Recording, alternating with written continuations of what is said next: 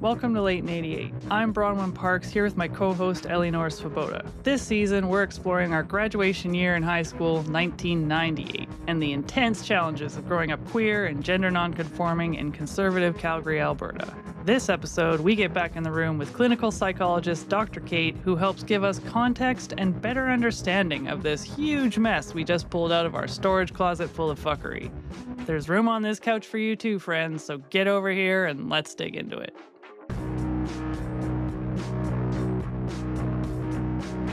Welcome back to the Late in 88 podcast, Dr. Kate. We're so excited to have you here. You know, your contribution to season 1 was so invaluable and just incredibly educational, validating, smart, funny, charming, all the things. And we're thrilled that you've decided to come back and be with us to talk about the teenage years. 10 years later, so we're jumping a decade from 1988 for us to 1998. Let's just dive in. Can you tell us about the developmental stage of teens? For us, we've been really focusing on grade 12, you know, that 17, 18-year-old time. What's going on for a teen at that age? What changes for them?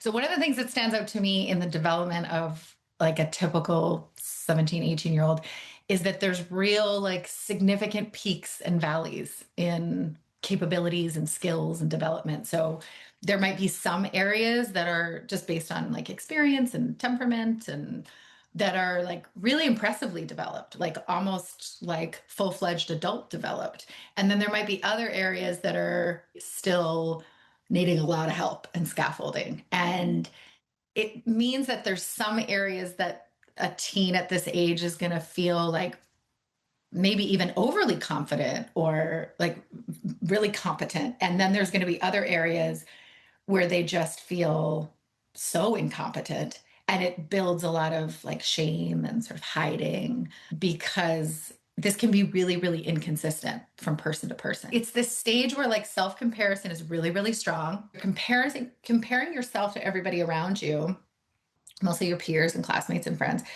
And you're seeing this like real peaks and valleys in your own development, but you're also seeing then people around you who are like really good at certain things. And it might not be the area that you have developed adulting skills yet.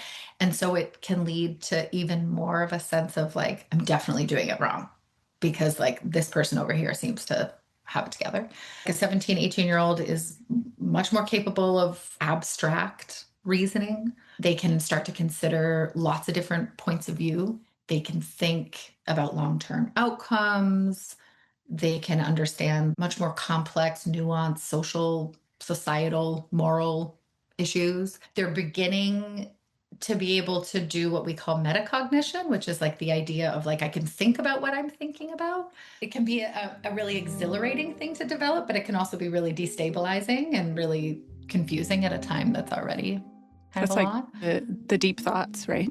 Yeah, exactly. The poetry. So much poetry. All the analogies. So many analogies. It's like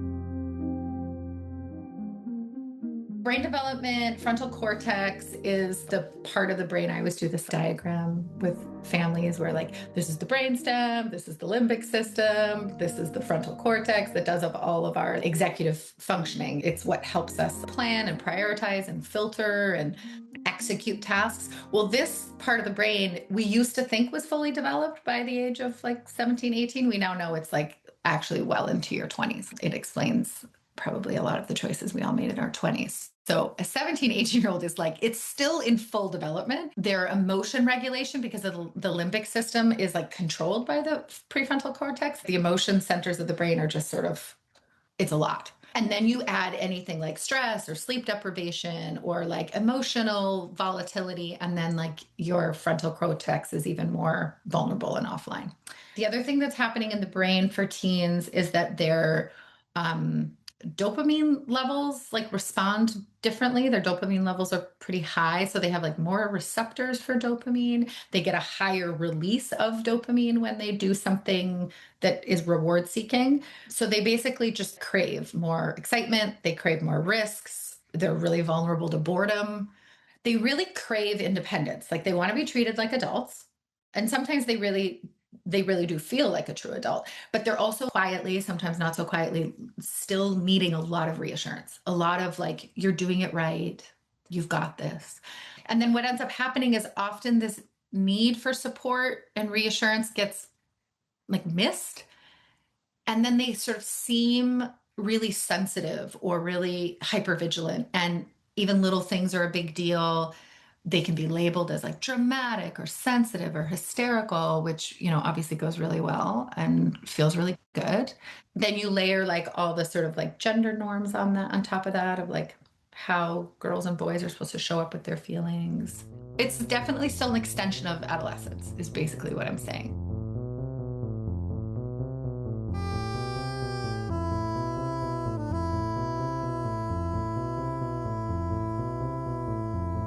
Socially, things also feel like a big deal. I always say like adolescence, especially into your late adolescence, is sort of like it's like an N of one trial. It's like a study where you're just studying one patient. Like you don't have multiple data points. So like your first heartbreak or your first relationship or your first loss or your first you have no other data points to compare it to be like, oh, I have felt this way before.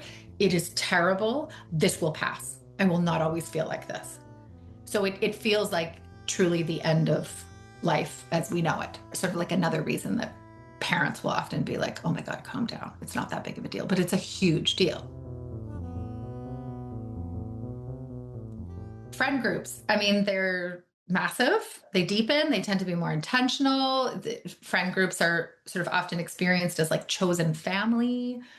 There's a lot of like romantic and sexual curiosity and exploration, and things become like much more meaningful, much, much deeper. And I think of it as a time where there's a lot of faking it until you make it, where teens are like, I got this. But they do not feel like they've got this. It's wild to think of all of this hurricane that's happening inside these like adolescent bodies. Mm-hmm. While simultaneously the school is quasi preparing them to launch them into the world as like, you're an adult, figure out your life. Proceed. Proceed and try not to ruin yourself. As we're looking at graduation year in grade 12, how would you describe sort of the mindset of a 17, 18-year-old at that time, how they might see the world? I think we all remember this experience where childhood into grade 12, it's a pretty sort of predictable roadmap. Like, you know what you're doing next. You go from grade 10 to grade 11, you go from this school to that school. And then you're approaching the cliff. The opportunities, the options are quite endless. And there's something really exciting about that, but there's also something really overwhelming about how amorphous that is. And it's a lot to expect our teens to just know what they want to do and have a clear sense of that roadmap. I also like to remind teens of all ages that I'm yet to find an adult that I could like pay to go back to adolescence. Like I'm just like, it's a rough time. Like nobody wants to go back there. So it's like you make it through. You do the best you can, and then you make it through, and like most of the time things get better.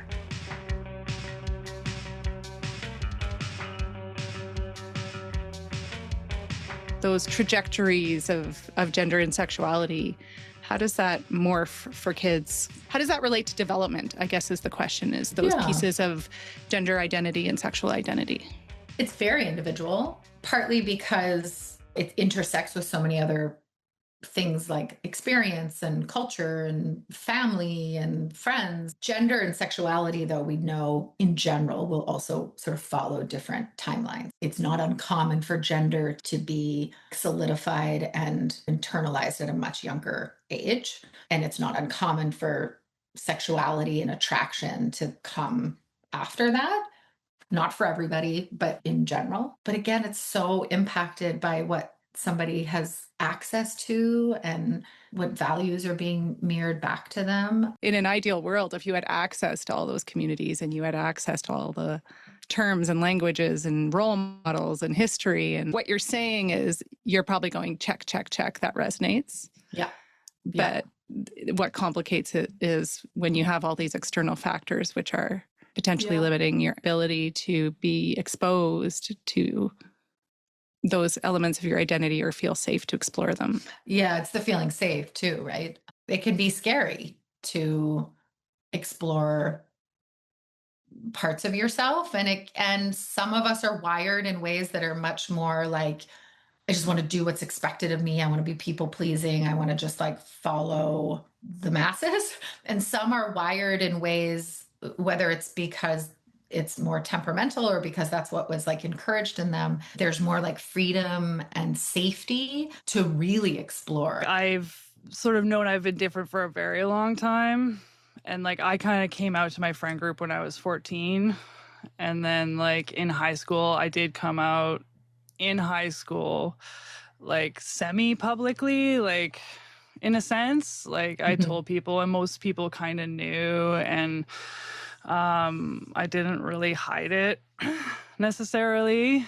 But like I still was like coming to that point wasn't easy. Like my family was super accepting. Like my uncle was gay, so he was kind of like the first one out of the gate, which really helped the rest of us. And it turns out there are many queers in my family, so like it's pretty fantastic. We are kind of like the proof that it is in the genes, as it were.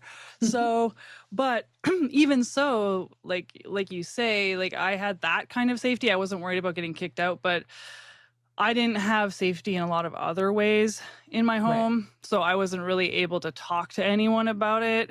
I experienced some like domestic violence from my parents when I was a teenager, just because like I was working through a lot of dark stuff. Like I had like chronic depression and stuff like that. So I would act out in a lot of ways that they didn't understand. And so I couldn't talk about it. So I like would self-harm and like all that kind of stuff. Right. So it became very challenging in those ways. It's like I didn't have to necessarily fear any repercussions, but I also like worked on ranches, like hyper homophobic environments and stuff like that. So like there was no safety out there. So it's like I could maybe be queer in my little like urban areas, but then I go and work on the farms and I'd have to like code switch. Something that we've identified as Eleanor and I have been talking is that at this time, we were both craving safety. Is this common amongst teens as their small childhood world expands exponentially into the broader teenagehood? It's actually the same dynamic as early infancy, sort of secure attachment type stuff. Babies crawling away from parent, looks behind, parent is like, you got this, they're like encouraging, ideally like in a secure attachment bond. Then baby's like, okay, I got this, I'll keep going. They go another foot or two. You fast forward 18 years later, and we're still doing the same things. In ideal development, you've actually created multiple home bases. Your parents, maybe like a close like aunt or cousin or siblings or friends or a partner. And you ideally, I keep saying ideally because it doesn't often work this way, you have multiple home bases that you can reground yourself and then be like, okay, it's safe for me to keep exploring the world and ultimately keep exploring myself. Most people don't understand that depression in teens ends up looking a lot more like irritability than like sadness. I can't get out of bed, although it certainly can be that too. There's so much about adolescence where you have so many unmet needs. You're sort of like out in the world, faking it until you make it. People think that you've got it. And so you're being under supported in the ways that you actually do need support. But then sometimes you're being like overly coddled in the ways that you actually don't need it. That in and of itself is just really irritating. So that makes teens really irritable. But if you layer like mental health challenges on top of that and like unsafe homes, you're really dealing with really big, heavy stuff in a brain and body that's like not quite able to handle it all, but the world expects you to.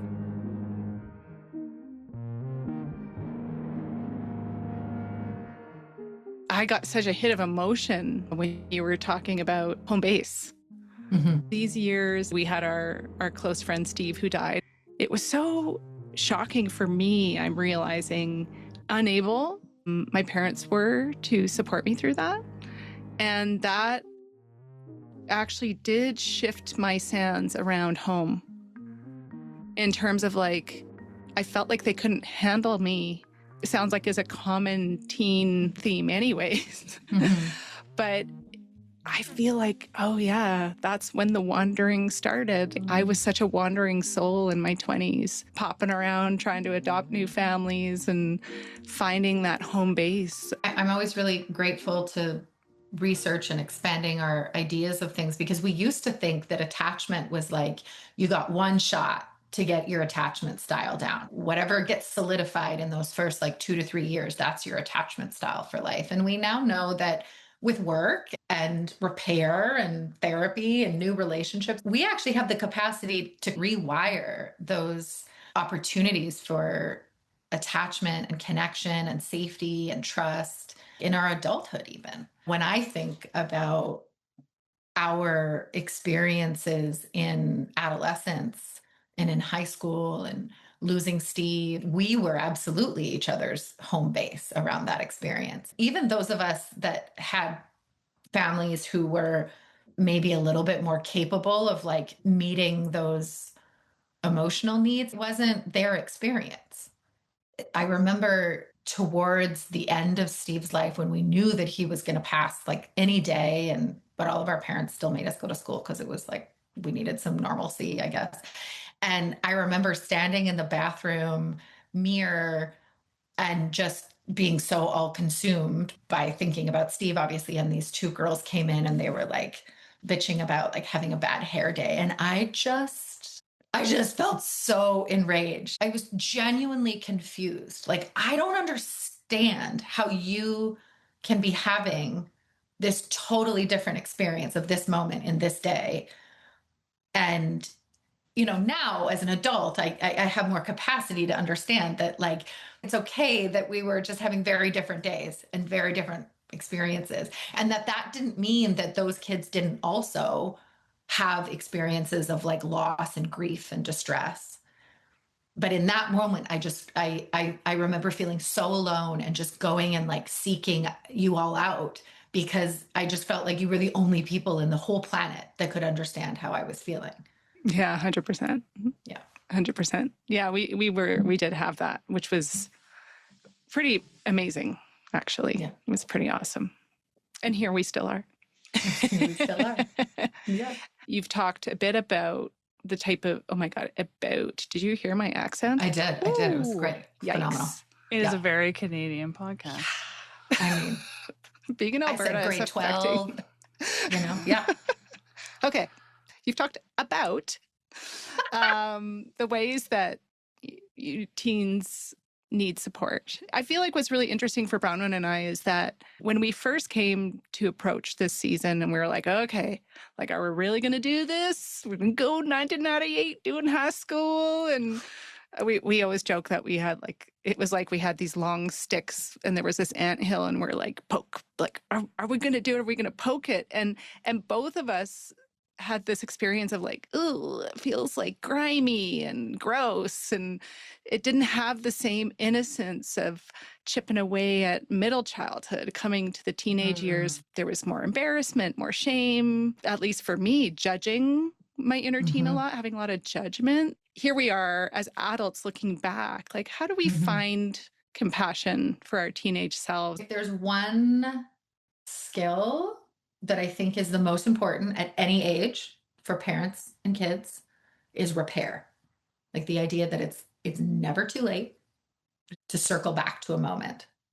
It could be 10 years later. It could be 30 years later. Ideally, it's like 3 days later. But, you can actually change the emotional valence to a memory by going back and like connecting with somebody about something that happened when you go and repair. You think we can do that with ourselves? Because in a way, that's what we're endeavoring to do. Oftentimes, those worst feelings of embarrassment and grossness are from when things happen for the first time. It's like, ew, oh, that didn't work. And being disappointed or being hurt, reaching to someone you're attracted to and falling on your face. I think just even that gives me a lot more compassion for my teenage self in terms of where I, in my current context, might still hold that expectation that I should have known better. Going back to the repair piece, ideally the repair happens in the context of the relationship where the rupture happened, but it doesn't have to. We can sort of go back and repair within ourselves a moment of like, you really deserved a different response there. And let's imagine like what that would have felt like. People are often doing the best they can with the resources that they have, and that includes ourselves. It's okay still for us to not know. Yeah, I think I spent a large part of my like early adulthood feeling like it was never safe to say I don't know. And that's been like, I think one of the most freeing parts of being in my mid life, if that's what this is called, is like, yeah, don't know the answer to that. We started this whole thing. It's like I have a therapy appointment every 2 weeks because like as I knew getting into this season that like I was going to need twice as many appointments as last season. I am currently working through my own repair. Currently in a situation with my teenager where I am standing in a room with her and she is throwing a tantrum. It is a hurricane inside me at this exact moment in the podcast for everybody listening. And I just feel like an adult standing in the room. She's kicking holes in the drywall and breaking things. She does wear herself out. And then I'm able to like metaphorically like hold her, if that makes sense. You know, like I'm able to give her like all of that support. Because yeah, I can't go like, you know, my father's passed and my mother and I are estranged. I have to repair those. Because yeah, it is like leaching into life. I want for everybody out there to know that like I am only in the early stages of this. Being able to take the time to do it with yourself, it has already done like huge repairs for me. It's also in the context of like the community and the relationships and the stability that you've built as an adult that get to create like a new foundation to like reparent that teen.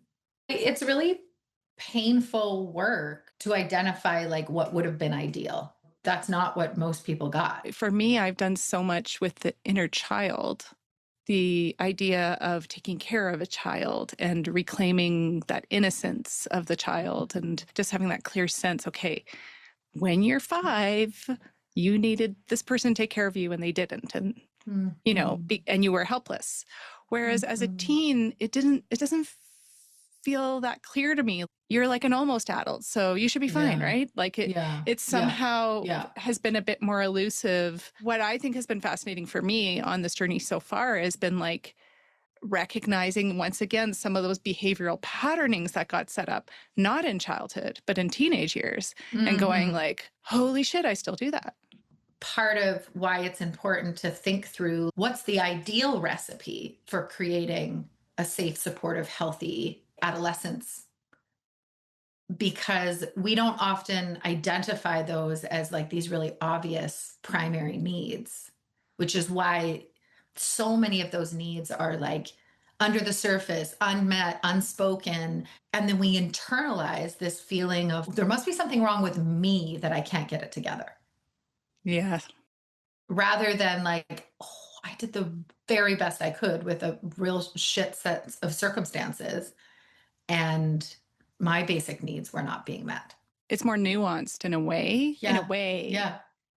But then super duper not. But then also living in a culture where teens are constantly eye-rolled and shamed. I think it's just really powerful, the new awarenesses that are coming there. When we found out that Steve was going to die, you and I sat down and allocated who we were going to tell. We are dividing up names of who we're going to call up and say, yo, our friend is going to die. They have given him 2 weeks. And I don't even think we thought about it. I don't think it was like, whoa, Kate, this is hard.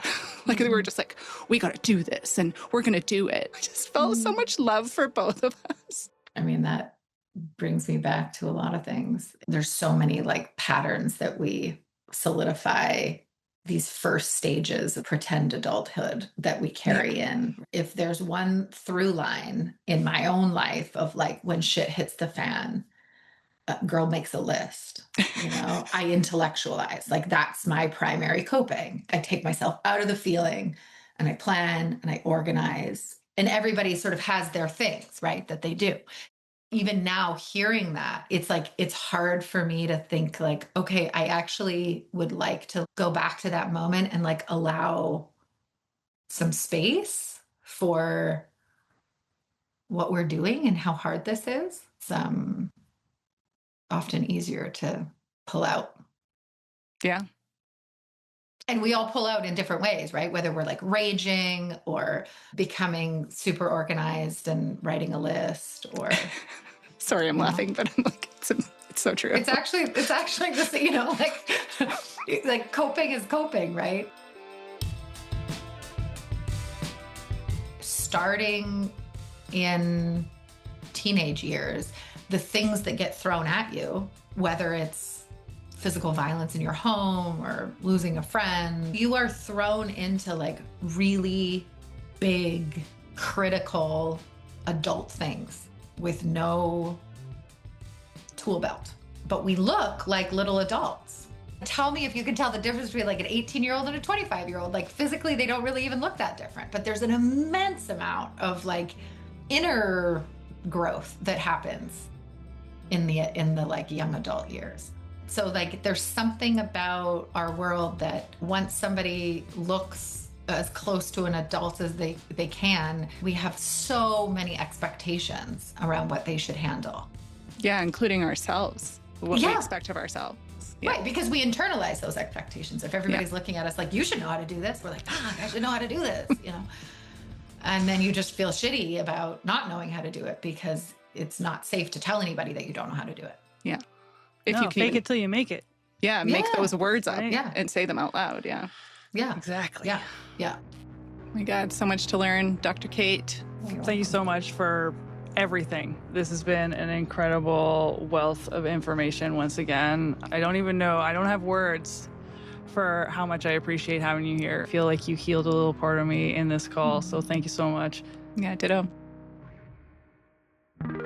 Thanks for coming over and hanging out. Be sure to subscribe and get the next episode directly in your feed. Follow us on your favorite social platforms at late.in.88. We cannot wait to hear your angsty teenage stories. Check out our website, latein88.com, for more resources on all the grungy topics we dig into this season.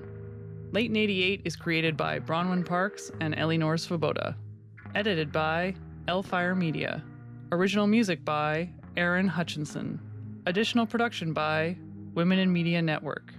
Artwork by Feisty Creative. We would like to acknowledge the generous support from Alberta Foundation for the Arts.